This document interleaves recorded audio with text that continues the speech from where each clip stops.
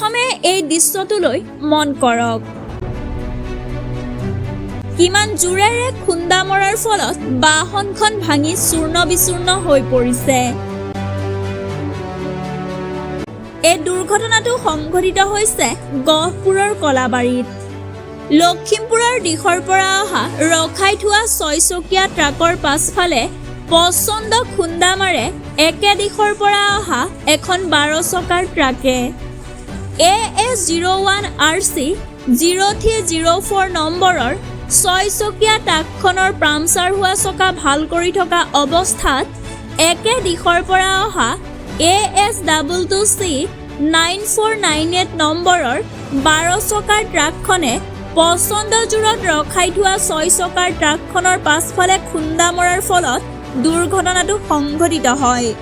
দুৰ্ঘটনাটোত পামচাৰ হোৱা চকা ভাল কৰি থকাৰ অৱস্থাত সংঘটিত হোৱাৰ বাবে ৰখাই থোৱা 6 চকা বাহনখনৰ চালকজনৰ ভৰি ভঙাৰ লগতে হেণ্ডিমেনজন গুৰুতৰভাৱে আঘাতপ্ৰাপ্ত হয়। দুয়োজনকে উন্নত চিকিৎসাৰ বাবে লখিমপুৰলৈ প্ৰেৰণ কৰা হৈছে। ইতিমধ্যে দুৰ্ঘটনাস্থলীত হাৱাজান আৰক্ষী উপস্থিত হৈ ঘটনাৰ বুজ লোৱাৰ লগতে পৰিস্থিতি নিয়ন্ত্ৰণ কৰে। মুষলধাৰ বৰষুণৰ বাবে দুৰ্ঘটনাটো সংঘটিত হোৱাৰ আশংকা প্ৰকাশ কৰিছে স্থানীয় ৰাইজে। এই সন্দৰ্ভত আমাৰ হাতত ভাষ্য আছে, আপোনালোকলৈ আগবঢ়াইছো। ঘটনাটো এই আপোনাৰ 1109 গাড়ীখন ইকনমিক গাড়ীখন টায়াৰ পামচাৰ হৈ পিনি ৰাস্তাত কাণত থিয় হৈ পিনি টায়াৰ বদলি কৰি আছিলে। বদলি কৰি থকা অৱস্থাত ইফালৰ পৰা আৰু এখন 16 চকা গাড়ী আহি পিনি পিছফালে খুন্দিয়াই দিয়ে।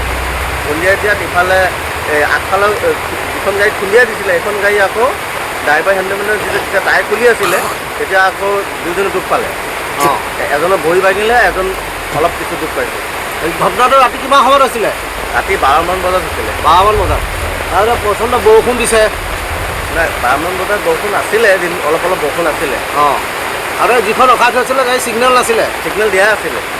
পুলিচৰ মানুহে পাইছে, চিগনেল পাইছে, কিন্তু পিছফালৰ পৰা খুন্দিয়াই দিলে। পিছলৈ খুন্দিয়াই দিলে। আৰু আহত কেইজনক ক'লৈ পঠিয়াইছে? আপোনাৰ লখিমপুৰ মেডিকেলত পঠোৱা হৈছে। কেইজন আহত হৈছে? দুজন, ড্ৰাইভাৰ হেণ্ডমেন দুজনে আহত হ'ল। এই ৰখাই থোৱা গাড়ীখনক? ৰখাই থোৱা গাড়ী মানে টায়াৰ খুলি থকা অৱস্থাত খুন্দিয়াই দিলে, তেখেতলোক দুখ পাই গ'ল। এজনৰ ভৰি ভাগিলে।